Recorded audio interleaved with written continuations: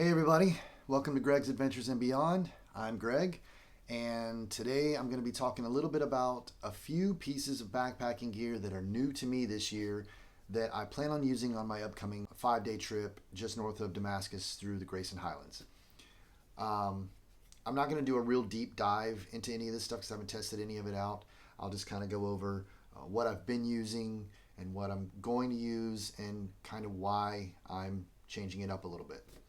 So the first thing I want to start with is my sleep system. So I've been trying to dial my sleep system in for a long time.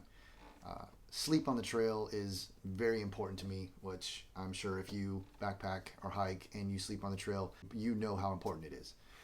Uh, I have been using this Big Agnes Q Core Deluxe sleeping pad. It's a 25 inch wide pad. So it is a wide regular pad. I do love this pad as far as comfortability goes and as far as warmth. I think the R value is I think 4.5 on this pad, and it's a relatively quiet sleeping pad. Why am I switching it up? Well, I am on a mission to drop some weight in my pack and just do some upgrades. So I am going to try out this Nemo Tensor insulated pad. Now it is quite a bit smaller, as you can see. It weighs about a pound less. This thing weighs just over 2 pounds because it's insulated and it is the 25-inch wide pad. This is also a 25-inch wide pad. Still weighs a pound less. Relatively warm pad on the R value scale. I think it's a 4.3 versus 4.5, so not that much of a difference. Really looking forward to trying this out. I've kind of tested in the living room. It's not as thick as this pad, but it does support me well as a side sleeper and someone who tosses and turns. Kind of laid around on it and just moved around on it, and it seems to be pretty good. So we'll see how it holds up out on the trail. Next is also a part of my sleep system. I've been using a sleeping bag for the longest time. I had a 15-degree hike and bike sleeping bag. Kept me warm, great bag, bulky, and it weighed just over 3 pounds. So I'm switching it up. As someone who tosses and turns, I feel really constricted in a sleeping bag. I move around a lot at night. So I'm really changing it up. I am planning on using this Enlightened Equipment Revelation quilt. So I'm switching from a sleeping bag to a quilt because it will give me more versatility. I still have the option, because it has a zippered foot box, so I still have the option to kind of keep my feet warm and wrap it around me if it gets really cold. And also, if it's not as cold, I can kick the covers off. Just more versatility. This thing weighs just over, I think it's like a pound and a quarter versus the almost 3 pounds that I had for my sleeping bag. So I'm cutting quite a bit of weight on this, as well as it packs down to, I would say, about a third less than the sleeping bag did. So I'm saving space in my pack and weight on this piece of gear right here. Next is something that is new to me this year completely. I just started learning about this material and these hoodies. This is a Farpoint Alpha 60 hoodie. It weighs 3.5 ounces. Very, very light. Very thin material, but it's kind of lofty, and I gotta tell you, it keeps you warm. I mean, obviously, if the wind is blowing, it's gonna blow right through this. So you don't put this on. This is more of a mid layer. You put this on over a sun shirt or a t-shirt, and then another layer on top of it if needed. My main purpose for buying this was, I guess you could tie this into my sleep system, was because I wanted something warm to sleep in.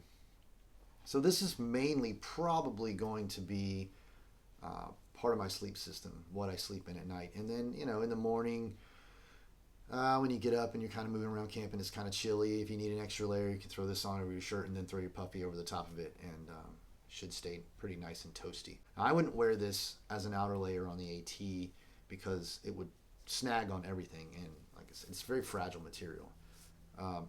But if you were hiking, I don't know, above tree line and you just needed a little bit of extra layering or something like that, it breathes really well because it is so thin. You can almost, I mean, you can, I don't know if you can see, but you can see right through it almost. So I'm going to test this out, and I'll let you know how it works out. Excited about that one. Next is something that I didn't really need to replace, but I kind of wanted to. For the longest time, I've been using Black Diamond Trailbacks. They've lasted me since I started hiking. Still going. Love them. But I wanted to go with some cork handles, and I really like the Black Diamond name, so I am sticking with the Black Diamond, and these are the Black Diamond Pursuits. A little fun little thing about these is that if you extend the bottom of the pole out all the way, there's an Allen key, or Allen wrench here, a bit, that you can use to loosen and tighten the adjustments on the flick locks. So it just kind of stays tucked away until you need it. It's not really, you don't have to worry about losing it or anything like that. There's a space in each pole. It only comes with one, but the bottom of each pole does pull out, and you could feasibly purchase another bit to put in the other pole as a backup. Just a fun little thing about these poles. Fun, kind of cool. I've always liked the foam grips at the bottom where I can just move my hand down, instead of having to adjust the poles if I'm going up or down, depending if I'm climbing, going down a mountain. All these pieces of gear I'm really looking forward to trying on the trail. The other piece of gear I did a first impression on recently was my Z-Packs Arc Haul 60-liter backpack that I'm excited about. That one I'm dropping close to 3.5 pounds compared to what I was using before, which was my Osprey Atmos 65 AG. Again, I love that backpack, but really just trying to cut down on weight, go more minimal, cut down on space, cut down on the amount of things that I'm carrying with me. So I think all together, with the things that I'm taking, the things that I'm trying, I think I've dropped close to 5 pounds in my base weight. That should allow me to be hopefully a little more comfortable on the trail. Also, not planning on carrying a bear canister in this section. I normally do. This section I'm going to carry a food bag and hang my food. So that should also help. That's about 2.5 pounds that I won't be carrying. So that's about it for the new pieces of gear that I'm taking with me this time around. One more thing that I am going to try is I'm replacing my headlamp. I bought a Nitecore NU25 UL headlamp that I'm replacing my Black Diamond headlamp. Getting away from carrying the batteries. I wanted something that's rechargeable, because a headlamp is really not something that you use all the time. You can charge it. I can probably charge it one time and use it on this whole trip and not have to worry about it, because I'm only using it at night if I need it. And that's about it. So, like I said, trip coming up just north of Damascus through the Grayson Highlands. Planning on using some of this gear. I'll do more of a deep dive review on a lot of it once we get back and I've tested some of it. I do want to say that I'm not sponsored by any of these companies. I'm not affiliated with them. This is all stuff that I've chosen based on my likes or dislikes or things that I want to try. And we'll test them out and see how it goes. I hope you enjoyed this video.